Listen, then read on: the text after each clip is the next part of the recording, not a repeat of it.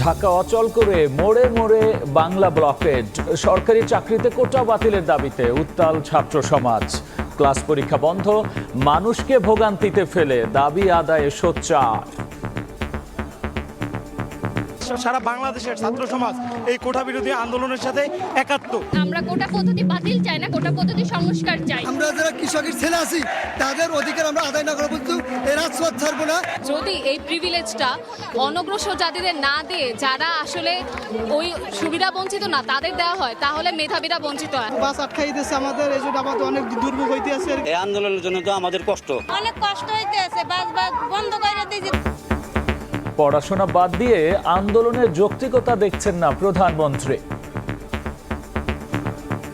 কারণ হাইকোর্ট রায় দিলে সেখানে হাইকোর্ট থেকেই আবার আসতে হবে, কিন্তু আজকে আন্দোলনের নামে যেটা আবার করা হচ্ছে, পড়াশোনার সময় নষ্ট করা, এটারও কোনো যৌক্তিকতা আছে বলে আমি মনে করি না। দেখছিলেন প্রধান শিরোনাম। সন্ধ্যার সময় সঙ্গে আছি আমি গোলাম রাব্বি। এবার অন্যান্য শীর্ষ সংবাদ। হাঁটুর উপরে পানি, আরেকটু হলে মানে আমাদের এডমিট কার্ড এগুলো ভিজে যেত। বন্যার কারণে আমাদের পরীক্ষা অনেক কঠিন হয়ে গেছে। বন্যার পানি মাড়িয়ে কেন্দ্রে কেন্দ্রে এইচএসসি পরীক্ষার্থীরা। উত্তরে বন্ধ হচ্ছে শিক্ষা প্রতিষ্ঠান। সিরাজগঞ্জ, জামালপুর সহ কয়েক জেলায় তলিয়ে লাখো ঘর বাড়ি। বোয়িং নাকি এয়ারবাস কেনা হবে দেশের লাভ বিবেচনায়। মার্কিন রাষ্ট্রদূতের সঙ্গে বৈঠকের পর জানিয়েছেন মন্ত্রী, 2-1 মাসের মধ্যেই 4 উড়োজাহাজ কেনার প্রক্রিয়া চূড়ান্ত। এদিকে সড়ক অবরোধ করে কোটা বাতিলের আন্দোলনে তীব্র যানজটে নাকাল রাজধানীবাসী। এই মুহূর্তে শাহবাগে আছেন রিপোর্টার রাশেদ বাপ্পি। আমরা সরাসরি যাচ্ছি তার কাছে।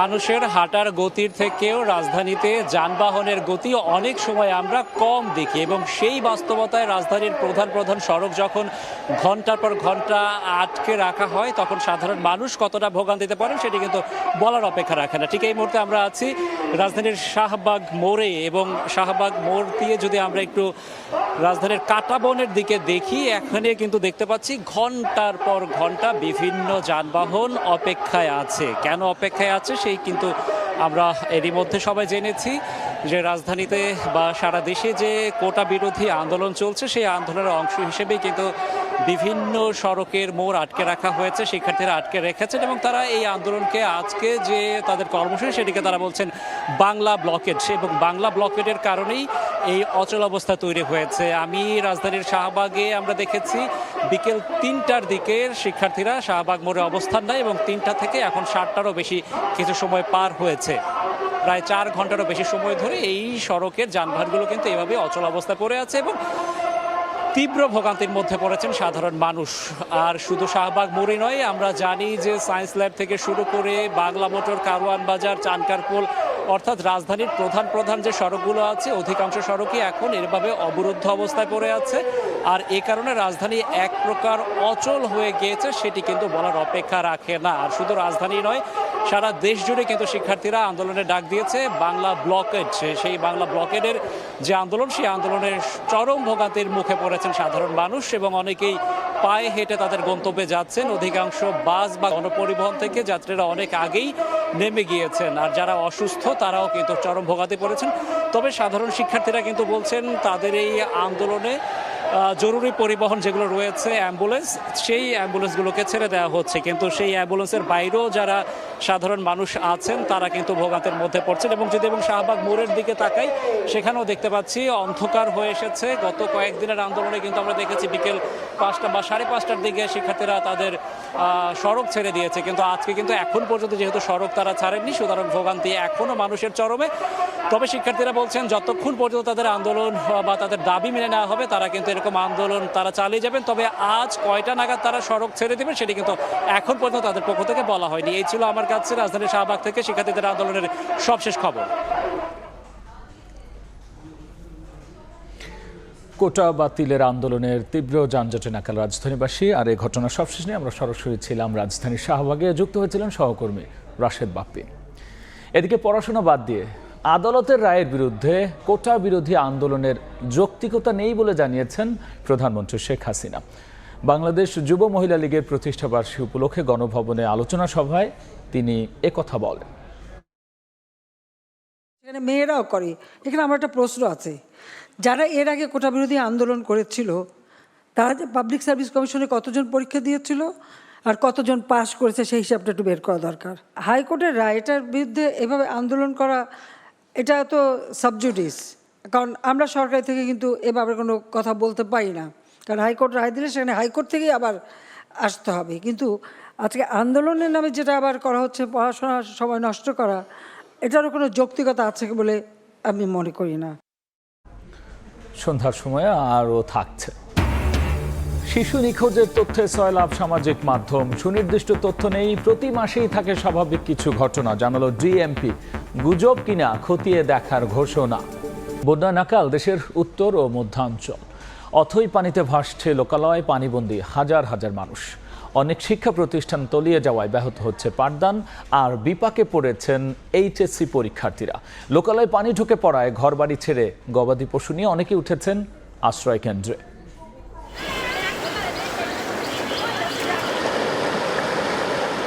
রাস্তা উপচে হু হু করে ঢুকছে বানের পানি, তলিয়ে গেছে লোকালয়।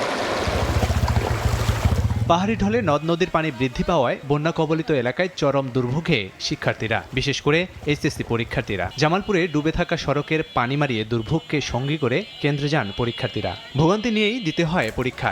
এছাড়া জেলার 53টি প্রাথমিক বিদ্যালয়ের পাঠদান বন্ধ রয়েছে। বন্যার কারণে আমাদের পরীক্ষা অনেক কঠিন হয়ে গেছে। আমাদের অনেক সমস্যা হইতেছে যাওয়ার পথে।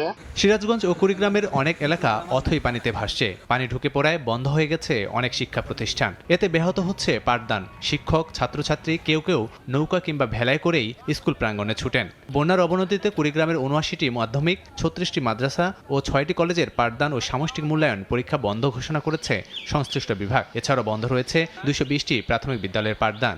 পরীক্ষা কার্যক্রম সঠিকভাবে চলমান, কারণ সারা বাংলাদেশে একযোগে নতুন কারিকুলামের পরীক্ষা। সিরাজগঞ্জে যমুনার পানি বেড়ে ৫ জেলার ১.৫ লাখ মানুষ পানিবন্দী। বন্যা দুর্গত এলাকায় দেখা দিয়েছে বিশুদ্ধ পানি ও খাবার সংকট। টিবল সব তলা গেছে, পাক শাকের কোনো ব্যবস্থা নাই।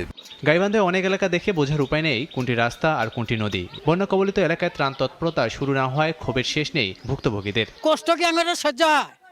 এর ভাব কষ্ট প্রত্যেক বছর আঙুর সাহায্য দেখ না আঙুর বেরি বাচ্চাই আমরা। এদিকে সিলেটে বন্যা পরিস্থিতির কিছুটা উন্নতি হলেও পানিবন্দী অবস্থায় দিন কাটছে মানুষের। বসতবাড়ি, দোকানপাটের চারপাশ ডুবে আছে। লাবিব হাসান, সময় সংবাদ। হঠাৎই শিশু নিখোঁজের তথ্যে সয়লাভ ফেসবুক, যেখানে বলা হচ্ছে গত ৪৮ ঘন্টায় ঢাকার চট্টগ্রাম থেকে নিখোঁজ হয়েছেন ৩৫ শিশু। যদিও এমন তথ্যের কোনো ভিত্তি নেই বলে জানিয়েছে ঢাকা মহানগর পুলিশ। ৬ জুলাই সন্ধ্যায় সামাজিক যোগাযোগ মাধ্যম ফেসবুকে ভাইরাল হয় এমন একটি পোস্ট। নিখোঁজ হওয়া এক শিক্ষার্থীকে উদ্ধার করে তেজগাঁও থানা পুলিশ। পরে জানা যায় পড়াশোনার চাপে নিজেই বাড়ি ছেড়েছিলেন সে। পুলিশ বলছে রাজধানী থেকে শিশু নিখোঁজের কোনো অস্বাভাবিক তথ্য নেই তাদের কাছে, আর এসব গুজবও হতে পারে বলে ধারণা তাদের। বোয়িং নাকি এয়ারবাস কেনা হবে দেশের লাভ বিবেচনায়। নতুন 10টি উড়োজাহাজ কেনার সিদ্ধান্ত হলো ২-১ মাসের মধ্যে 4টি কেনার প্রক্রিয়া চূড়ান্ত হবে বলে জানিয়েছেন বেসামরিক বিমান পরিবহন ও পর্যটন মন্ত্রী। দেশের এভিয়েশন খাতের উন্নয়নে নানা পরিকল্পনা নিয়ে কাজ করছে সরকার। এরই অংশ হিসেবে রাষ্ট্রায়ত্ত এয়ারলাইন্স বিমান বাংলাদেশের ফ্লাইট সম্প্রসারণে নতুন 10টি উড়োজাহাজ কেনার সিদ্ধান্ত নেওয়া হয়েছে। এরই মধ্যে মার্কিন উড়োজাহাজ কোম্পানি বোয়িং এবং ফ্রান্সের এয়ারবাসের পক্ষ থেকে প্রস্তাবও জমা পড়েছে, যা খতিয়ে দেখছে বিমানের উচ্চ ক্ষমতা সম্পন্ন মূল্যায়ন কমিটি। রোববার বিকেলে সচিবালয়ে বাংলাদেশে মার্কিন রাষ্ট্রদূত পিটার ডি হাসের সঙ্গে বৈঠক করেন বেসামরিক বিমান পরিবহন ও পর্যটন মন্ত্রী মোহাম্মদ ফারুক খান। বোয়িং এর উড়োজাহাজ নিয়ে আলোচনা হয়েছে কিনা জানতে চাইলে বৈঠক শেষে পিটার হাস এ বিষয়ে সাংবাদিকদের স্পষ্ট জবাব দেননি। তবে মার্কিন ব্যবসায়ীরা বাংলাদেশে বিনিয়োগে আগ্রহী বলে জানান তিনি। As Bangladesh seeks to expand its role in civil aviation, great American companies and some great American products. And some great partnerships that we could see in the future. পরে মন্ত্রী জানান ২-১ মাসের মধ্যেই 4টি উড়োজাহাজ কেনার প্রক্রিয়া চূড়ান্ত করতে চায় সরকার। বোয়িং ও এয়ারবাসের মধ্যে প্রতিযোগিতা থাকলেও যেটি দেশের জন্য ভালো হবে সেটিই কেনা হবে বলেও জানান তিনি। পরিকল্পনা প্রায় 10টার মতো প্লেন কেনা, তবে অবশ্যই 2 থেকে 4টার মতো হতে পারে। বাংলাদেশের স্বার্থ যেখানে রক্ষিত হবে সেটাই কেনা হবে। ফ্রান্সের এয়ারবাসও ভালো প্রস্তাব দিয়েছে বলে জানান মন্ত্রী। এয়ারবাসও আমাদেরকে ভালো অফার দিয়ে। প্রসূন আশিস, সময় সংবাদ, ঢাকা। বিরোধী দলের সঙ্গে হাড্ডাহাড্ডি লড়াইয়ের পর ইরানের প্রেসিডেন্ট নির্বাচনে সংস্কারপন্থী মাসুদ পেজেশকিয়ানের জয় নিয়ে চলছে নানা আলোচনা। নির্বাচনের আগে নারীদের বাধ্যতামূলক হিজাব পরার বিধান কার্যকর করার জন্য পুলিশি টহলের বিরোধিতা করেছেন তিনি। ইন্টারনেটের ওপর আরোপিত কড়াকড়ি শিথিল করার অঙ্গীকার করেছেন, প্রতিশ্রুতি দিয়েছেন মুদ্রাস্ফীতি কমানোর। তাহলে ইরানকে এবার কোন পথে নেবেন পেজেশকিয়ান, তা নিয়েই এখন রাজনৈতিক মহলে চলছে কৌতূহল। কানাডার গ্লোবাল টি20 লিগ সামনে রেখে অনুশীলনে ব্যস্ত সময় পার করেছেন মোহাম্মদ সাইফুদ্দিন। খেলবেন মন্ট্রিয়াল টাইগার্সের জার্সিতে, আর এখানে ভালো করে আবারও নজরে আসতে চান তিনি। যাতে ভালো খেলতে পারি, যাতে অপরচুনিটি আরও আসে। আর যেহেতু সামনে আপাতত কোনো খেলা নেই, তো নেশা নিয়ে ব্যাক করতে হলে অবশ্যই এখানে ভালো পারফর্ম করে আবার নজরে আসবো। যে ল্যাকিংসগুলোর কথা বললেন, অবশ্যই কাজ করব। একটা ইকুয়েশন ছিল যে সেমিফাইনালে ওঠার, ভালো সুযোগও ছিল, তো হয়তো বা হয়নি। তারপর আমি ওদের চেষ্টাকে আমি অ্যাপ্রিসিয়েট করি। অবশ্যই নিজের দেশ ভালো খেলতে ভালো লাগে, যেমন ইন্ডিয়া অনেক সেলিব্রেশন করছে ওয়ার্ল্ড কাপ জেতার পর, তো এগুলো দেখলে অবশ্যই আমাদের গায়ের লোম দাঁড়িয়ে যায়। তো ইনশাল্লাহ আমরা মাঝে মধ্যে রিয়েলাইজ করি যে আমরা কবে এরকম চ্যাম্পিয়ন হব, কবে এরকম দেশের মানুষের সাথে এরকম উদযাপন করব। এই ছিল আমার কাছে থাকা সন্ধ্যার সময়। এরপর জনপদের সময় নিয়ে যুক্ত হবেন সহকর্মী ওমর ইনাম। রাব্বি, আপনাকে ধন্যবাদ। জনপদের সময় নিয়ে ফিরছি কিছুক্ষণ পর, সঙ্গে থাকুন সময়।